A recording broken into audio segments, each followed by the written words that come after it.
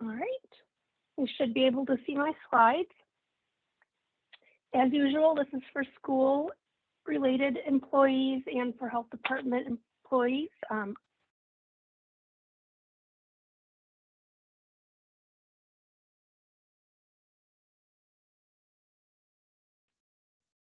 Posted on our website, so those who are not with the schools and the health department, just please drop off and you can find the talk and recording on our website later on this week or next week. Make sure any needed information is passed along to others in your institution that may need it and are not on this call.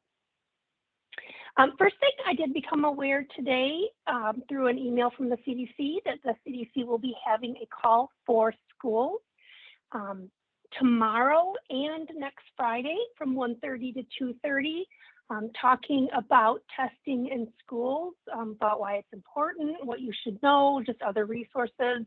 I have no idea how useful this may be. I don't know what kind of information they may provide that is new or different from what the state has provided, but I just wanted to make sure and share this. You can find the link to this talk. The easiest website to go to, even though it's long, is safesupportiveLearning.ed.gov/events/webinar/COVID-10-12-how-webinar. I do have the link here for the registration as well. We likely won't get these slides out to you before tomorrow. But for those of you who want to quick write down the link, I'll wait a couple minutes here so you can do that. The next slide I have is just letting you know that in the process of this, I did find the website safesupportivelearning.ed.gov, which I'd never was aware of before, and they do have a COVID website. So I'm going to go to the next slide now. So the safesupportivelearning.ed.gov/responding-COVID-19-pandemic is a federal educational website that does have resources regarding COVID. Again, I've never seen it before, but wanted to share that. It does not have a lot of different information, but does have good links to things you may not have seen before or know about. And again, it had this webinar link to it. It has other webinars as well. So just wanted to provide that. Another thing, we've had some questions come up, and we've also questioned the antigen testing, both home testing and the tests that you're receiving. How do we deal with those tests that have been out in the cold, especially with the mail order tests that are coming from the federal government? When it says that they're authorized at room temperature, the FDA did address that question, and it is posted on their frequently asked question website. But if you do have an instance where a test is below 60 degrees or is frozen, or you yourself do get the mail order test and they are kept below freezing, the recommendation is to keep it at room temperature unopened for at least 2 hours. And then once that 2 hours has passed, you can open it and perform it as directed. If the control line does not show up like it should, if the lines do not appear like they should in the time frame that's advised, do not consider it an accurate test. But if those lines do show up like they should, then you can consider it an accurate test. So just an FYI on that. The other thing, we have not gotten a lot of information on the free N95 respirators or masks from the federal government, but have been seeing in the media that they are available at Myers and will be or may already be available at Walgreens, CVS, and Kroger's. The CDC has placed some new information on their website. Under the tab that says prevent getting sick, they have their mask information. They have links to the different brands that are available with then further information on specific instructions for how to use them. And then they also have a tab on just general information on how to use an N95 respirator. The state of Michigan is also dispensing or distributing free KN95 masks. The michigan.gov/maskupmichigan has links to all of these locations here. But basically, they're available at MDHHS offices. We do have them at our health department offices, area agency on aging, community action agencies, FQHCs, and some other agencies for aging have them available. So those are just some additional resources. I know that reading some information on N95, supplies are not lasting very long.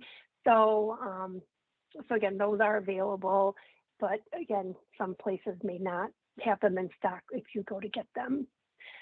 That was really the extent of the new information I had, other than the state report. So for your local data, just a reminder to go to mystartmap.info. Going to the state data and modeling update for this week. Our state average positivity is still just over 30%. The daily cases per million do continue to show a bit of a downward trend. So hopefully this surge has peaked. Still quite high, still around 1,400 per million population. And our hospitalization rates for COVID are pretty steady at about 21%. For age group, the rates per age group, if you'll look here to the right, the 30 to 39-year-olds are the highest, and now the 10 to 19-year-old age group are the second highest, just here recently. So that age group has been creeping up. This is very, very busy to look at, but just kind of showing that the school age kids have been creeping back up in terms of who is the highest rate of cases currently, and I'm sure you've all been noticing that in your schools. But this light blue line here at the top is the 19 to 30-year-olds. This darker line here is the 31 to 50-year-olds, and this pink line is the 5 to 18-year-olds. So these big discrepancies between ages have really started to compress more. Down here below, they've kind of broken up the school age groups. The top line is the 15 to 18-year-olds and the 12 to 14-year-olds. Again, they're really pretty much even now. And then the bottom are the 5 to 11-year-olds. This just shows, this is broken down as the average daily cases per 1,000 people. So they're smaller numbers, but for a much smaller population, to try to give some differentiation a bit more. This is for the school age children. And in our area, which, on the call is kind of this whole chunk here, pretty consistently about 1 to 5 school age kids per 1,000 population, new cases per day. Again, we have a few lower spots. I'm not great with my geography, whether that's in Clinton County or Ingham County, but for the most part, we're all pretty consistent. The hospitalizations have had a bit of a decrease, still extremely high, but have had recently a bit of a drop. Hopefully that will continue. The ICU census, again, is decreasing a bit, and hopefully that will continue. The Omicron counts for the country, essentially 100% of all the variants being genotyped in the country are Omicron, 99.9% over the last week or two. In Michigan, it's been 97.3%. And again, that's about 2 weeks behind. It takes a couple of weeks for that testing to be completed. So our data is always a little bit behind. There are still a few counties where that variant has not been officially identified, but again, it's pretty likely that it's everywhere. There is some newer data available on the contagiousness of Omicron, and this is in those that would have no immunity, so not vaccinated, no prior illness. The R0 is the reproduction number. So if you had someone who is infective if they're in a group of people who are completely susceptible, so a group of people that have no vaccine, no prior immunity, how many other people would they infect? So with the flu, they would infect 1 to 2 other people. With the original version of COVID, they would infect 2 to 3 other people. Polio or smallpox, back when those were the fears, they would infect 5 to 7 other people. Delta was similar at around 7 people. Measles, extremely contagious in those who are not vaccinated, that would infect 12 to 18 other people. Omicron, again, in a group of non-immune people, one person will on average infect 10 other people. So just to give an idea of how contagious Omicron is compared to Delta and the original, very, very contagious. So just to give an idea of that.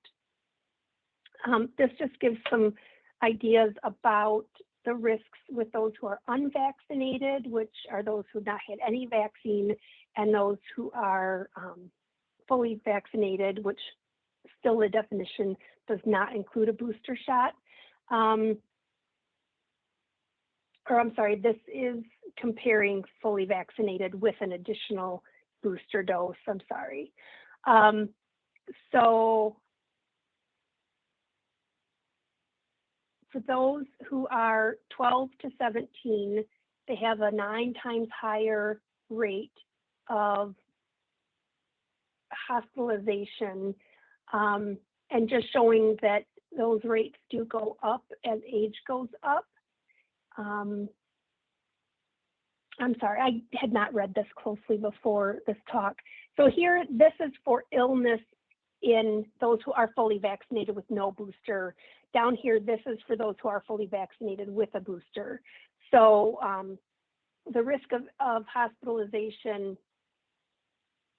is 9 times greater in those that are younger, to 17 times higher to those who are older. But when you add in a booster, for those who are unvaccinated compared to those who are fully vaccinated and have had a booster, good grief. I am so sorry.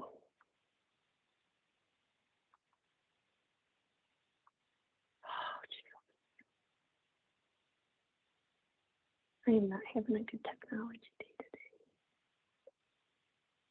Okay.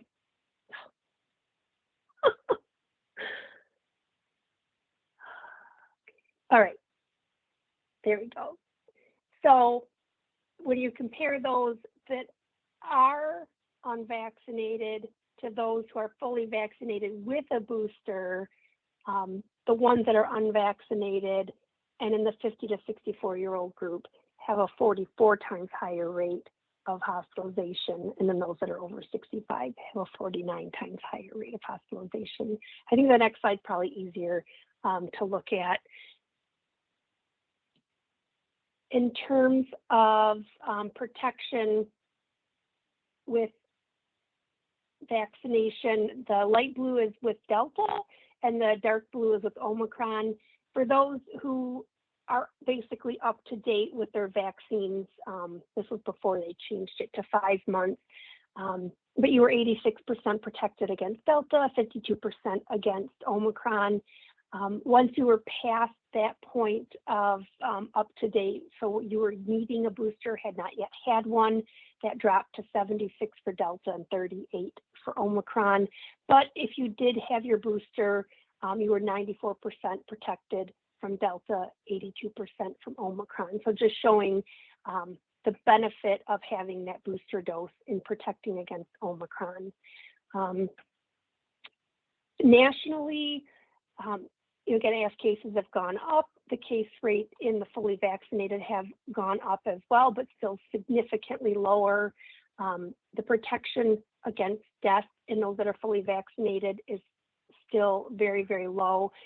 So for those fully vaccinated, so have had at least, or have had their primary series, are at a 4 times lower risk of testing positive for COVID and a 15 times lower risk of dying from COVID. again, throwing in the booster dose. Those that have had a booster are 13 times lower risk for testing positive and a 68 times lower risk from dying from. And Michigan specific data, very similar to what the national data shows. So that is all I have for today.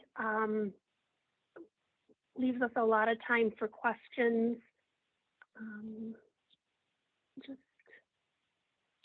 All right. So if you have any questions, go ahead and put those in the chat. All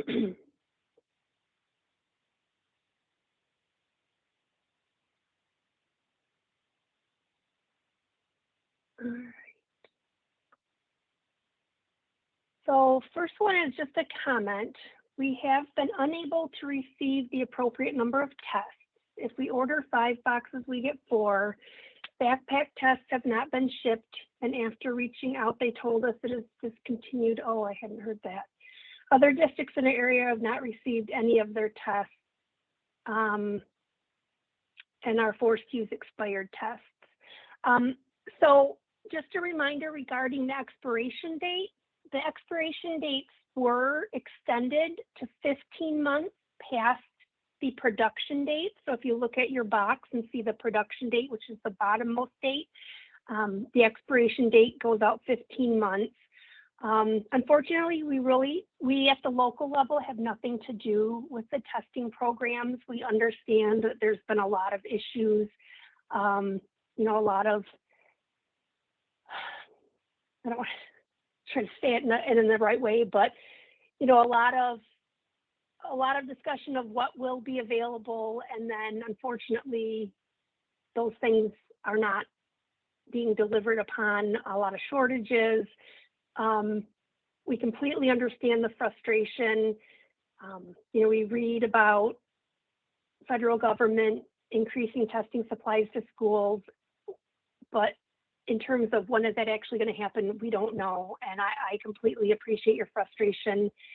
I guess my recommendation would be to speak with your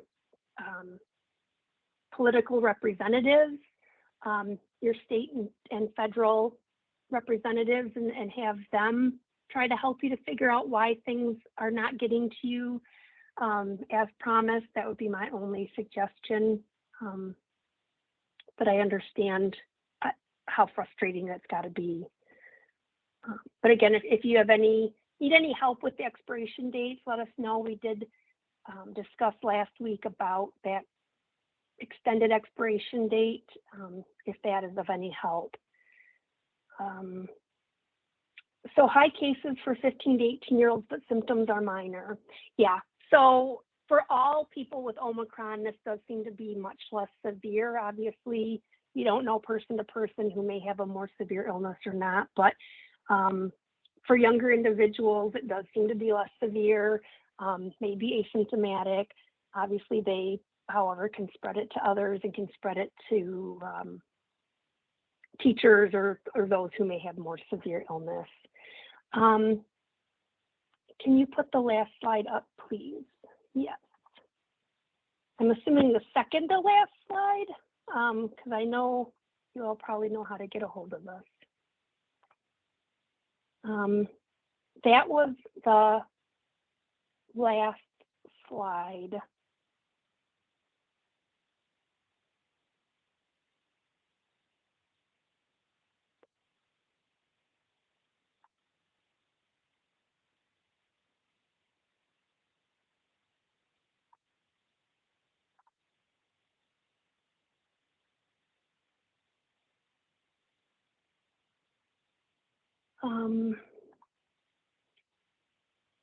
And then the last question was the expiration date goes out 15 months for all tests, not just certain lot numbers.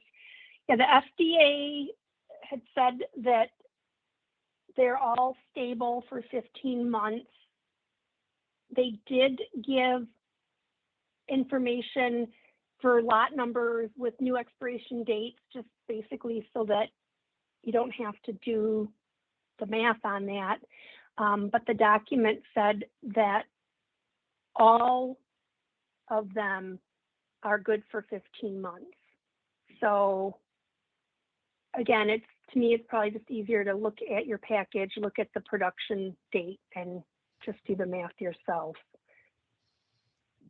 So, Dr. Morse, may I ask a question on that? absolutely. When we look at the package dates, I know that there's basically 2 on each of them. For example, we looked at one that was October 21st of 2021 and then had January of 2022. So when we look at those, is the top number, the top date, like the October date for that instance, or the January date that we go forward to 15 months from? This is the Binex. Yep. The images I have seen, there's a date on the top, and then there's a lot number, and then there's a date on the bottom. Yep. Like the bottom date is the production date. The bottom so date. You would add, yep. Okay. That's what I needed. Thank you so much. Yeah, yep. And then Melissa from Central just posted a message that said that at least for the 6 counties of Central Michigan District Health Department, the email that we sent out from that health department did have the new expiration dates in that. I'm just trying to pull up that letter.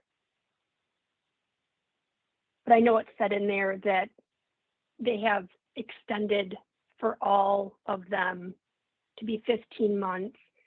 But again, they included pages and pages of lot numbers and dates just so that you had that information. So you didn't have to do your own math, but. Thank you. Yeah. Any other questions?